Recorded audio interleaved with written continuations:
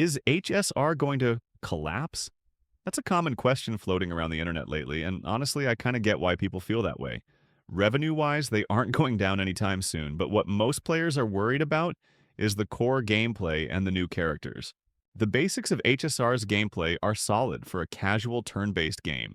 Its unit take turn based on their speed, where player characters choose between basic attacks, skills, or ultimates. Basic attacks add skill points, skills consume them, and ultimates can only be used when their gauge fills up, by taking actions or getting hit. Enemies have a toughness bar that drops when hit by matching elements. Break that bar, and they get weakness break, taking extra damage and status effect based on the last attacking unit element. Broken enemies get stunned and easier to damage. When I first start, it's so simple.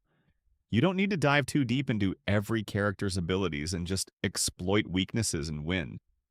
The problem is, this well-built system is too rigid for gacha game that keep adding updates. And the game will not end until they want it, or unless the game revenue crashes. You can see this by using Honkai Impact 3rd as example. Even if the first main story is end, it come back with their second arc. When we comparing HSR to Genshin, ZZZ, or Honkai Impact on gameplay-wise, turn-based games are trickier to keep fresh for long-term compared to action-based gameplay. Action games are more forgiving and flexible with new mechanics compared to turn-based. Let's keep it real. You can literally AFK mid-battle in HSR and come back when you want without pausing. The only time you need focus is timing ultimates in dire situation, like healing after enemies nuke your team. That's how simple and casual HSR gameplay mechanic are. This also the reasons slight change and power creep are more apparent in HSR compared to other games. Take ZZZ Evelyn for example.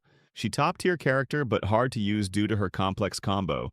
Player skill and effort are matters to get her to full potential. Meanwhile, Castorice, while unique, has brain-dead mechanics anyone can use at same level as other character. They both are much more complex and powerful than older unit, but which character has more apparent power creep?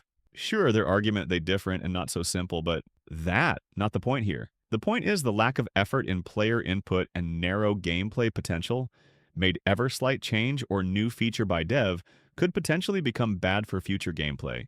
In HSR, devs' challenge is designing characters within the turn-based limits while keeping things exciting. So power creep, unfortunately, is inevitable. Their need to constantly test the limit of gameplay mechanism to avoid being irrelevant. Silver Wolf appeared when weakness breaks and elements actually mattered, because back then, killing enemies without breaking them was tough. Firefly was much improved version of weakness applied mechanism as main DPS even now. She's still favorite unit use in Super Break Team, then can be used in almost every content. And now Anaxa arrive as improved version of this mechanism that might be more powerful than its predecessor. Blade and Jingliu, high-risk, high-reward type character that now appear again in form of My Day and Castorice, with more unique and complex ability more than just losing HP to boost damage. Topaz appear as improved version of summon character when Jing Yuan is not quite working. It was started as part of follow-up attack strategy, and now it become its own entity as memo sprite use by character like Agalea. Future characters will follow same cycle to push the core gameplay until change completely.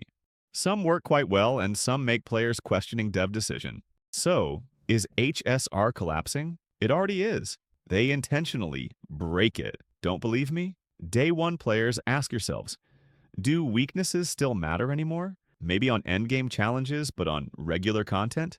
How much people here actually change member team when challenging simulated universe variant? The game's already broken. It needs to be broken to survive. Turn-based systems are too rigid for monthly characters update. The change being too fast, or the power creep is too steep. They are a valid argument, but if they play it safe, their risk of player become bored, or think new character as mere reskin from previous one.